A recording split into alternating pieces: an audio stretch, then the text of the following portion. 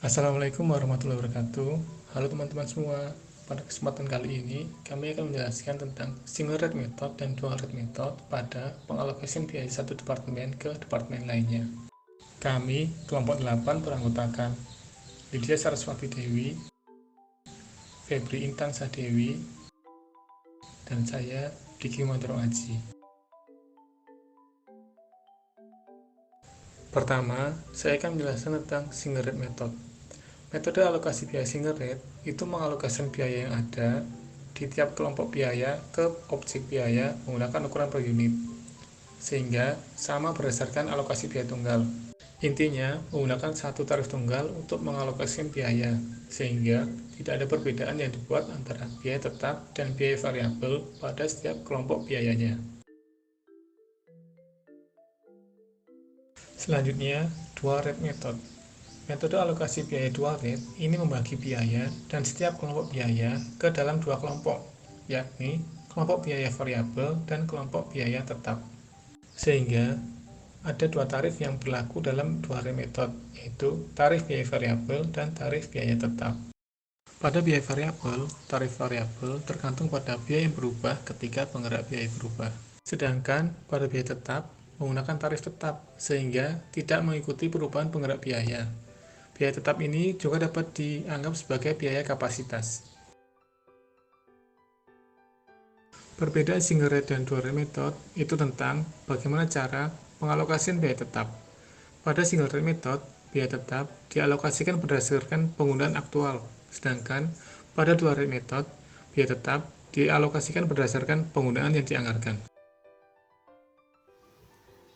Kelebihan dan kekurangan single rate method. Kelebihan single rate method yaitu biaya untuk single rate method lebih murah karena menghindari biaya analisis yang mahal yang diperlukan untuk mengklasifikasikan item biaya individual suatu departemen ke dalam kategori tetap dan variabel. Memberikan pengguna departemen untuk mengontrol biaya operasionalnya dengan mengkondisikan alokasi akhir pada penggunaan layanan dukungan yang sebenarnya. Selanjutnya, kekurangan single rate method, yaitu mengarahkan manajer departemen untuk membuat keputusan yang kurang optimal, karena biaya tetap yang dialokasikan dari departemen pendukung muncul sebagai biaya variabel untuk departemen operasi. Kelebihan dan kekurangan dual rate method. Kelebihan dual rate method yaitu mengarahkan manajer departemen untuk membuat keputusan yang menguntungkan organisasi secara keseluruhan. Karena metode ini memberi sinyal kepada manajer departemen bagaimana biaya variabel dan biaya tetap berperilaku berbeda. Yang kedua, membantu departemen pengguna dengan perencanaan jangka pendek dan jangka panjangnya, dengan mengalokasikan biaya tetap berdasarkan penggunaan yang dianggarkan, karena departemen pengguna mengetahui biaya yang dialokasikan kepada mereka sebelumnya. Selanjutnya, kekurangan dual rate method. Yang pertama, mengharuskan manajer untuk membedakan biaya variabel dari biaya tetap. Yang kedua, tidak menunjukkan kepada manajer operasi biaya sumber daya departemen pendukung tetap yang digunakan, karena biaya tetap yang dialokasikan ke departemen operasi berdasarkan penggunaan yang dianggarkan, bukan penggunaan aktual. Yang ketiga, mengalokasikan biaya tetap atas dasar penggunaan jangka panjang yang dianggarkan, sehingga dapat membuat beberapa manajer untuk mengabaikan penggunaan yang direncanakan. Nah, sekarang kita coba untuk mengerjakan contoh soal. Contoh soal yang pertama yaitu single rate method. Perusahaan coklat adalah produsen coklat premium yang berbasis di Palo Alto. Perusahaan ini memiliki divisi terpisah untuk masing-masing dari dua produknya, antara lain coklat hitam dan coklat susu. Coklat membeli bahan-bahan dari Wisconsin untuk divisi coklat hitamnya dan dari Louisiana untuk divisi coklat susunya. Kedua lokasi tersebut memiliki jarak yang sama dari pabrik coklat Palo Alto. Perusahaan coklat mengoperasikan armada truk sebagai pusat biaya yang membebankan divisi untuk biaya variabel, yaitu pengemudi dan bahan bakar, dan biaya tetap, yaitu depresiasi kendaraan, asuransi, dan biaya pendaftaran. Untuk mengoperasikan armada, setiap divisi dievaluasi berdasarkan pendapatan operasinya. Untuk tahun 2013, armada truk memiliki kapasitas praktis 50 perjalanan pulang pergi antara pabrik Palo Alto dan 2 pemasoknya. Jadi maksudnya di sini diestimasikan atau dianggarkan kapasitas dari armada truk yaitu sebesar 50 perjalanan pulang pergi. Nah, kemudian tercatat informasi berikut. Yang pertama yaitu cost of truck fleet atau biaya dari armada truknya yang dianggarkan sebesar $115.000 dan aktualnya sebesar $96.750. Kemudian yang kedua yaitu di divisi coklat hitam, perjalanan pulang pergi dari Palo Alto ke Wisconsin dianggarkan sebesar $30 dan aktualnya sebesar $30. Kemudian yang ketiga yaitu di divisi coklat putih, perjalanan pulang pergi dari Palo Alto ke Louisiana dianggarkan sebesar $20 dan aktualnya sebesar $15. Nah, dengan menggunakan single rate method, alokasikan biaya ke divisi coklat hitam dan divisi coklat susu dengan 3 cara ini. Yang A, hitung tarif yang dianggarkan per perjalanan pulang pergi dan alokasikan biaya berdasarkan perjalanan pulang pergi yang dianggarkan untuk setiap divisi. Kemudian yang B, hitung tarif yang dianggarkan per perjalanan pulang pergi dan alokasikan biaya berdasarkan perjalanan pulang pergi aktual yang digunakan oleh setiap divisi. Kemudian yang C, hitung tarif aktual per perjalanan pulang pergi dan alokasikan biaya berdasarkan perjalanan pulang pergi aktual yang digunakan oleh setiap divisi. Jadi yang A adalah tarif dianggarkan dengan dianggarkan, kemudian yang B tarif dianggarkan dengan aktual, kemudian yang C tarif aktual dengan aktual. Nah, kita langsung saja ke pembahasan soalnya. Yang pertama yaitu di nomor yang A. Kita mencari dahulu tarif yang dianggarkan, yaitu dengan cara biaya tidak langsung yang dianggarkan dibagi dengan perjalanan yang dianggarkan. Sebesar $115.000 dibagi 50 perjalanan.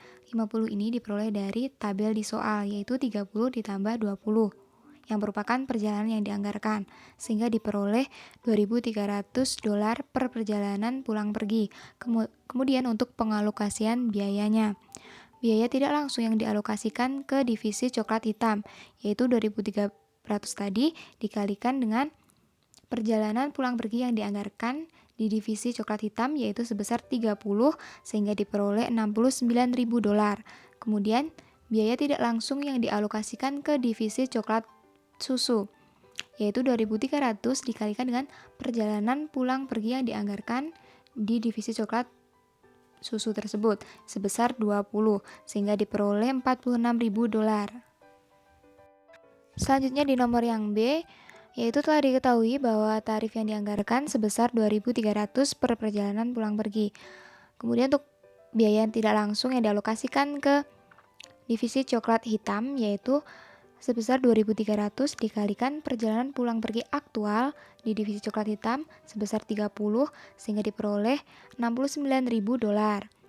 Kemudian biaya tidak langsung yang dialokasikan ke divisi coklat susu 2.300 dikalikan dengan perjalanan pulang pergi di divisi coklat susu sebesar 15, sehingga diperoleh sebesar $34.500.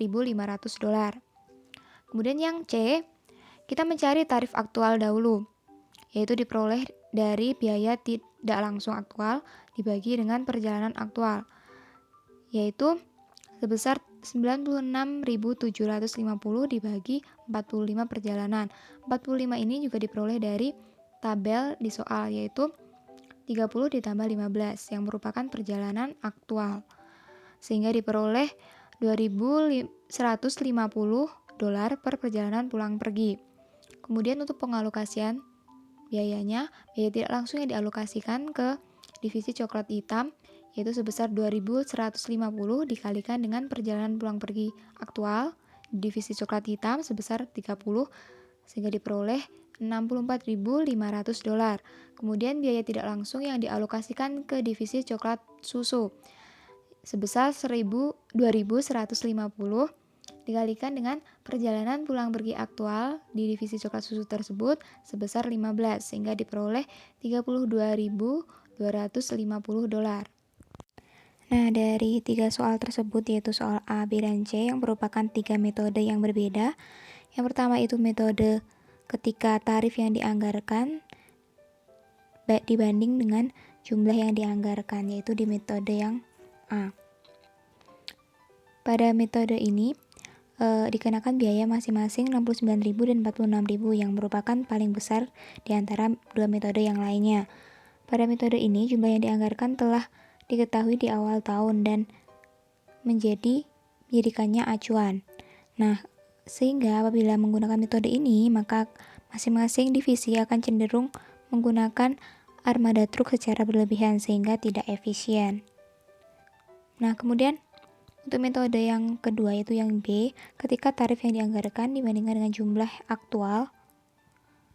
Nah, ini di masing-masing divisi tahu di awal tahun bahwa mereka dikenakan tarif 2.300 per perjalanan pulang pergi. Kemudian di akhir tahun baru dialokasikan ke perjalanan pulang pergi aktual. Hal tersebut membuat masing-masing divisi masih dapat mengontrol total biaya transportasi dan meminimalkan biaya, sehingga di sini cukup efisien.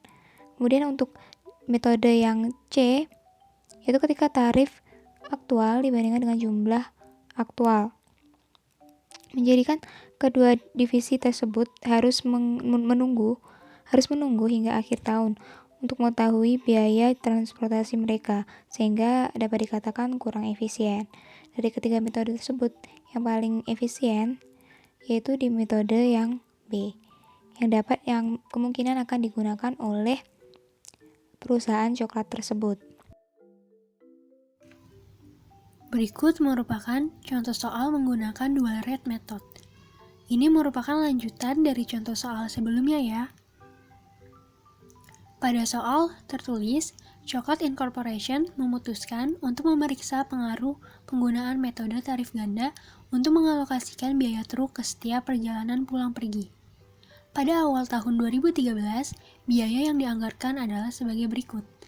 Variable cost per round trip yaitu sebesar $1.350, fixed cost yaitu sebesar $47.500, sedangkan hasil aktual untuk 45 perjalanan pulang pergi yang dilakukan pada tahun 2013 adalah sebagai berikut. Variable cost sebesar $58.500,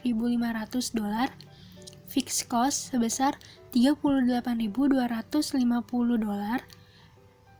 dengan totalnya yaitu $96.750. Nah, kita asumsikan semua informasi lain sama seperti pada contoh soal sebelumnya. Dengan menggunakan dual rate method, berapa biaya yang dialokasikan untuk divisi coklat hitam dan divisi coklat susu ketika? Yang A, biaya variabel dialokasikan menggunakan tarif yang dianggarkan perjalanan pulang pergi dan perjalanan pulang pergi aktual yang digunakan oleh setiap divisi, dan ketika yang B, biaya tetap dialokasikan berdasarkan tarif yang dianggarkan per perjalanan pulang pergi dan perjalanan pulang pergi yang dianggarkan untuk setiap divisi. Selanjutnya, berikut adalah pembahasannya. Dari soal, kita dapat tarif biaya tidak langsung variabel yaitu sebesar $1.350 per perjalanan, sedangkan tarif biaya tidak langsung tetap yaitu $47.500 biaya yang dianggarkan dibagi dengan 50 perjalanan pulang pergi yang dianggarkan, maka didapat sebesar $950 per perjalanan. Nah, untuk masing-masing divisinya, yang pertama, untuk divisi coklat hitam, biaya tidak langsung variabel yaitu $1.350 dikali 30 perjalanan pulang pergi aktual, maka didapat sebesar $40.500. Sedangkan biaya tidak langsung tetap yaitu $950 dikali 30 perjalanan pulang pergi yang dianggarkan, maka didapat $28.500. Untuk totalnya yaitu sebesar $69.000. Sedangkan untuk divisi coklat susu, biaya tidak langsung variabel yaitu $1.350 dikali 15 perjalanan pulang pergi aktual, didapat sebesar $20.250. Sedangkan untuk biaya tidak langsung tetap yaitu $950 dikali 20 perjalanan pulang pergi yang dianggarkan, didapat sebesar $19.000. Untuk totalnya yaitu $39.250. Nah, itu merupakan contoh soal dan pembahasan jika kita menggunakan dual rate method. Demikian penjelasan dari kelompok kami. Kami mohon maaf apabila banyak kekurangan dalam kami menyampaikan ataupun menjelaskan materi. Semoga apa yang kami sampaikan dapat bermanfaat. Wassalamualaikum warahmatullahi wabarakatuh.